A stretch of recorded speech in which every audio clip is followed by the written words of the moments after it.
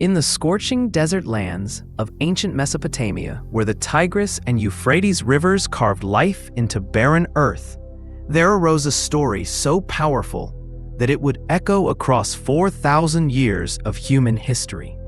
This is the tale of Gilgamesh, the demigod king who dared to challenge the ultimate boundary that separates mortals from gods, death itself. Long before Homer sang of Odysseus, before the Bible was written, the Epic of Gilgamesh was being inscribed onto clay tablets in the flickering lamplight of scribes who understood they were recording something extraordinary. This is not merely the world's oldest epic.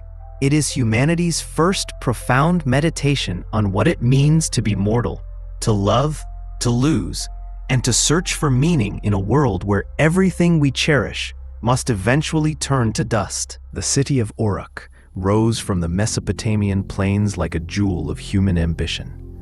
Archaeological evidence suggests that a king named Gilgamesh actually ruled this city sometime around 2700 to 2600 BCE, during what historians call the early dynastic period. He is credited with building the magnificent walls of Uruk, walls so impressive that they became legendary, walls that even the story itself celebrates as monuments to human achievement. But the Gilgamesh we encounter in the epic is more than a mere mortal king. He is something between heaven and earth, a being who walks the boundary between two worlds. The people of Uruk knew both the glory and the curse of having such a ruler. Gilgamesh was described as 2/3 divine and 1/3 mortal, born of the goddess Ninsun and either King Lugalbanda or a high priest.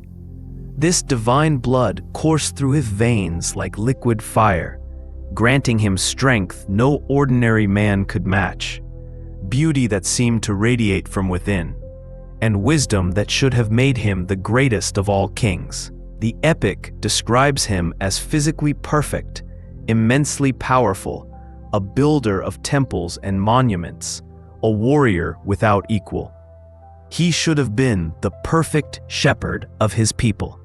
But power without wisdom is a dangerous thing, and Gilgamesh, for all his divine heritage, began his reign as a tyrant. He oppressed his subjects, forcing them into endless labor on his building projects, and claiming the right to sleep with any bride on her wedding night before her husband could.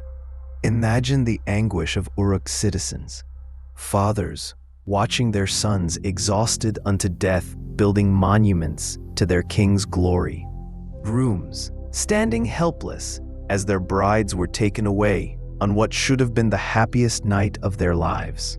The people groaned under the weight of Gilgamesh's appetites, both for glory and for pleasure. Their prayers rose like smoke from countless hearts, reaching toward the heavens where the gods dwelt. "Is this the shepherd you gave us?" they cried out. "This wolf who devours his own flock?" The gods, watching from their celestial heights, heard these prayers and decided that something had to be done. Gilgamesh needed a counterbalance, an equal who could match his strength and redirect his boundless energy. The solution came from Aruru, the great mother goddess who had molded humanity from clay at the dawn of creation. If she had made Gilgamesh, surely she could craft his opposite, his mirror, his match. Aruru wetted her hands and pinched off a piece of clay, then cast it into the wilderness, creating Enkidu. But this was no ordinary creation. Where Gilgamesh embodied civilization at its most refined and most corrupt, Enkidu was nature itself given human form. He emerged completely covered in hair, powerful as a wild bull, knowing nothing of human ways. He lived among the gazelles and the wild herds, eating grass as they did, drinking from watering holes alongside them, running with the speed and grace of the animals he considered his family. He was humanity before the invention of cities, before agriculture, before the compromises and cruelties that come with civilization. For a time, Enkidu lived in perfect harmony with the wilderness. But the civilized world has a way of reaching out to claim what belongs to it. A trapper, setting his snares for game, began to notice that something was wrong. His traps were destroyed, his carefully laid plans ruined. Then he saw Enkidu at the watering hole, this magnificent, hair-covered man-creature who freed animals from traps and protected them as if they were his kin. Terrified and frustrated, the trapper hurried to his father for advice. The father's counsel revealed the ancient world's understanding of how wildness could be tamed. He sent his son to Gilgamesh's city, to the temple, to fetch a sacred woman who could teach Enkidu the ways of humanity. Her name was Shamhat, and she was a temple prostitute, a sacred functionary of Ishtar's temple. In the ancient world, such women held a role we can barely comprehend today. They were not outcasts, but priestesses, women whose sexuality was considered a bridge between the earthly and the divine. Shamhat was brought to the watering hole where Enkidu came to drink. When he appeared among the animals, she revealed herself to him. What followed was a transformation as profound as any in mythology. For 6 days and 7 nights they made love, and in that intimacy, Enkidu crossed an invisible boundary. When he finally tried to return to his animal companions, they fled from him. The gazelles scattered at his approach. The wild herds that had been his family now saw him as other, as separate, as human. He had gained consciousness, language, and understanding, but the price was exile from the only home he had ever known. Yet this loss opened the door to something new. Shamhat taught Enkidu to eat bread and drink beer, to wear clothing, to understand human speech and customs. She told him of Uruk, of its great walls and greater king, of Gilgamesh who ruled like a wild bull among his people. When Enkidu heard of Gilgamesh's oppression, especially his abuse of brides on their wedding nights, something stirred within his newly awakened human consciousness. Here was purpose. Here was a reason to walk away from the wilderness forever. He would go to Uruk, and he would challenge this king, who thought himself above all law. The confrontation was inevitable, written in the stars from the moment both men were created. Gilgamesh was about to enter a bride's chamber when Enkidu blocked his path. Two forces of nature, two beings of immense power, met in the streets of Uruk. They grappled with each other like wrestlers, their combat shaking the very walls of the city, tearing through doorways, toppling pillars. The people watched in awe and terror as these two titans fought, each the perfect match for the other. Gilgamesh had never met anyone who could stand against him. Enkidu had never encountered someone whose strength rivaled his own. And then, suddenly, the fight ended. Neither had truly won, neither had truly lost. They stood facing each other, breathing hard. And in that moment, something extraordinary happened. Recognition flashed between them. Each saw in the other what they had been missing. Gilgamesh saw the wild freedom he had lost in the trappings of kingship, while Enkidu saw the possibility of purpose beyond mere survival. They embraced, they kissed, as warriors and brothers. The epic describes their love with such intensity that many have seen it as deeper than mere friendship. Whatever its exact nature, this bond would define both men for the rest of their lives. Gilgamesh transformed under Enkidu's influence. The wild man from the steppe became the conscience the king had never possessed. Together, they channeled their tremendous energies, not into oppression, but into adventure. They journeyed to the legendary cedar forest, domain of the terrifying guardian Humbaba, and slew the monster to claim the sacred cedars. It was a hero's quest, the kind of adventure that makes legends. But it also angered the gods, for Humbaba had been placed there by divine command. When they returned victorious, the goddess Ishtar herself noticed Gilgamesh, now cleansed of battle grime and radiant in his glory, and she proposed marriage. But Gilgamesh, with Enkidu's wisdom tempering his arrogance, saw the trap. Ishtar was the goddess of love and war, of sex and violence, and her lovers famously came to terrible ends. He rejected her, listing her past victims, and his words cut deep. In rage, Ishtar demanded that her father Anu send the Bull of Heaven to destroy Gilgamesh and Uruk. The Bull of Heaven descended upon the city, its fury killing hundreds, but Gilgamesh and Enkidu fought as one. Enkidu grabbed the beast by its tail, while Gilgamesh struck the killing blow. They had defeated a divine creature, and in their triumph, they insulted Ishtar herself. It was a victory, but it was also hubris of the most dangerous kind. The gods, meeting in council, decided that such defiance could not go unpunished. A decree came down from the heavens like a thunderbolt. For killing Humbaba and the Bull of Heaven, one of the two heroes must die, and the gods chose Enkidu, the wild man who had known perfect freedom, who had crossed from nature into civilization, who had found in Gilgamesh the brother he never knew he needed, was condemned. Enkidu fell ill, suffering from a sickness inflicted by the gods themselves. As he lay dying, he cursed Shamhat for taking him from the wilderness, for teaching him to be human, for leading him down the path that would end in this bed of pain. But the sun god Shamash reminded him of all he had gained: the bread and beer, the friendship and love, the glory and purpose. Enkidu relented and blessed Shamhat instead, but it changed nothing. Death was coming. Enkidu dreamed of the House of Dust, the Mesopotamian underworld, a dark place where the dead knelt in shadows, eating dirt and drinking stone.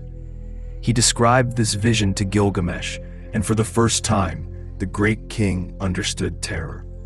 Not the fear of battle, not the concern for his city, but existential dread, the knowledge that he, too, would someday enter that house of dust and never return.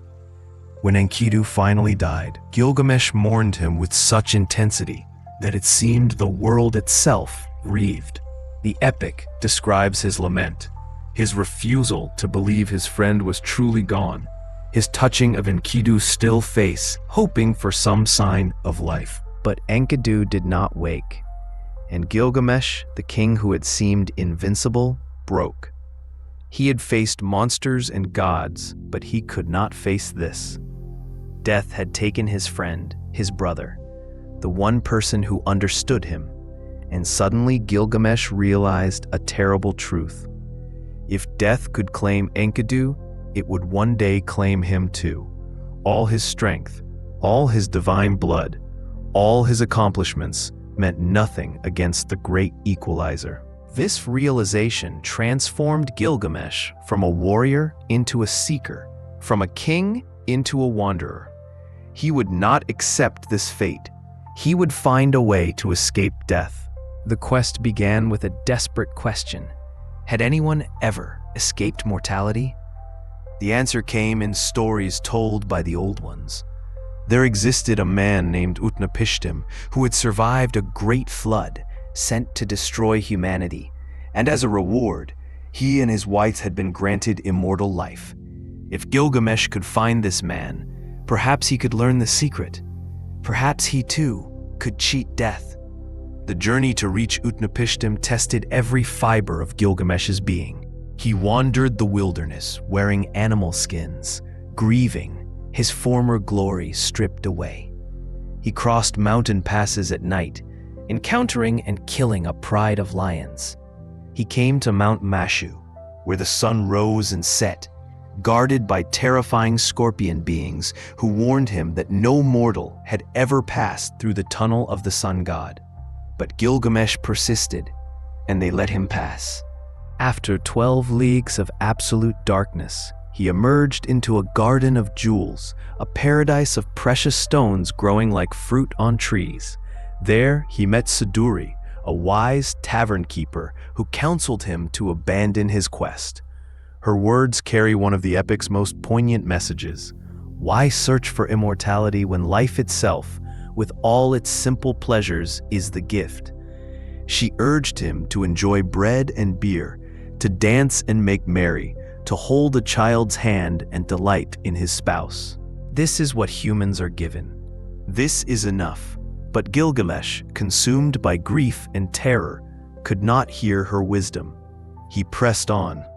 With the help of Uruk the ferryman, Gilgamesh crossed the waters of death, those final waters that separate the living world from the realm where Utnapishtim dwelt. When he finally stood before the immortal man, he must have expected to find someone magnificent, someone obviously touched by the divine. Instead, Utnapishtim seemed no different from any other man. Gilgamesh demanded to know, "How did you escape death?" Utnapishtim's answer came in the form of a story. Long ago, he explained, the gods decided to destroy humanity with a great flood. But Enki, the god of wisdom, warned Utnapishtim in a dream and told him to build a great boat. The instructions were precise.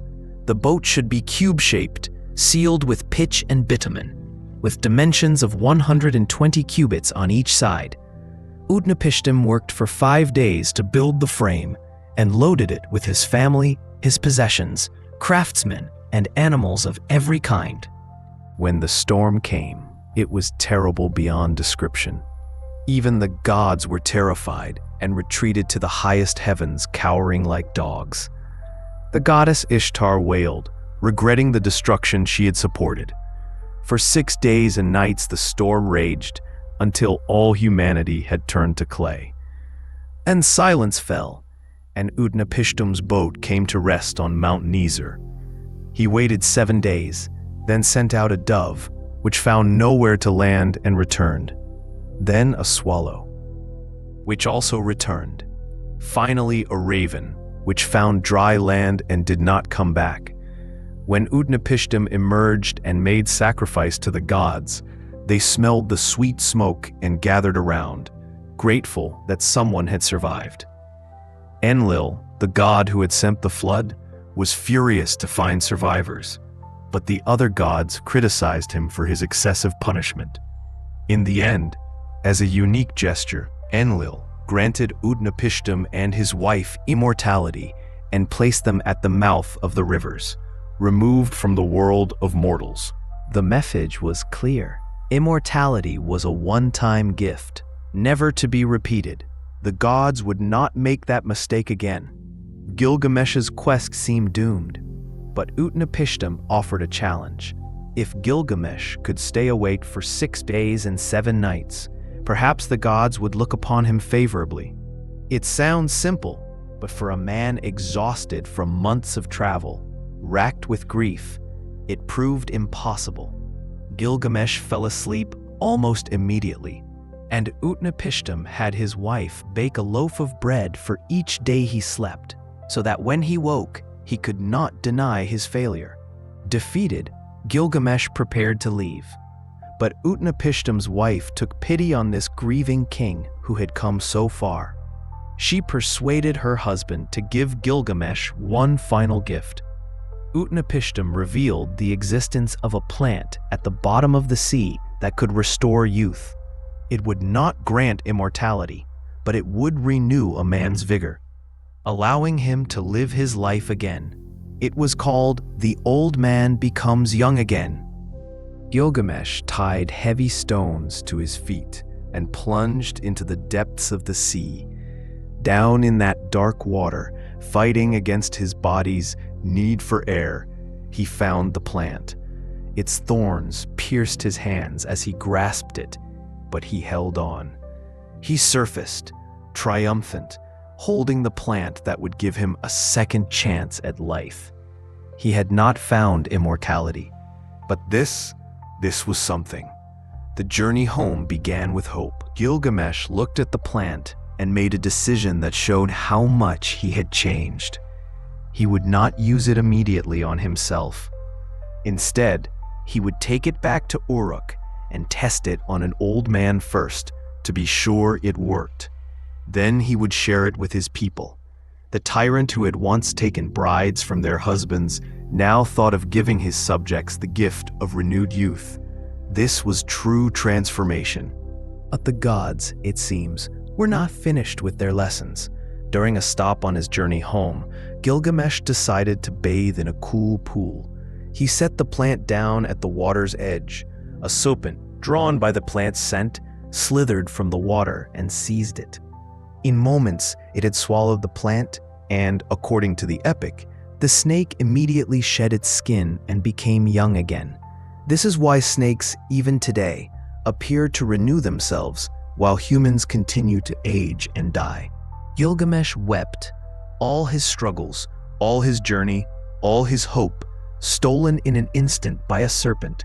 He had crossed the world, faced monsters and gods, descended into the depths of the sea, and in the end, he had nothing to show for it. The plant was gone. Enkidu was still dead. Death still awaited him. What had it all been for? The return to Uruk might have been the hardest journey of all. But something had changed in Gilgamesh during his quest. When he arrived back at his city, he looked at the walls he had built. Those magnificent walls that had seemed so unimportant when he left in his grief. Now he saw them differently. These walls would stand for centuries. The tablets upon which his story was inscribed would survive for millennia. His name would be remembered long after his body turned to dust. Perhaps this was the secret after all. Not the immortality of the body, but the immortality of legacy. The things we build, the stories we leave behind, the lives we touch, these outlast us. Gilgamesh could not bring Enkidu back. He could not escape death. But his transformation from tyrant to wise king, his great adventures, his very human struggle with mortality, these would echo through the ages, inspiring countless others who would face the same fears and ask the same questions. The Epic of Gilgamesh ends not with Gilgamesh defeating death, but with him accepting it. He returns to his city, no longer the oppressor, but the builder, the seeker, the wise one who has looked into the face of mortality and found meaning despite it. The walls of Uruk stand as testament not to tyranny, but to what humans can achieve in the time they are given. For 4,000 years, Gilgamesh's story has been told and retold. The tablets were discovered in the ruins of ancient libraries, pieced together by modern scholars, translated into dozens of languages. Every person who reads this epic and recognizes themselves in Gilgamesh's struggle gives him a kind of immortality. We still grieve for Enkidu. We still understand the terror of facing our own mortality. We still hope that there might be something beyond death, even as we know, deep down, that there probably isn't. This ancient king challenged mortality and lost, but in losing, he won something greater.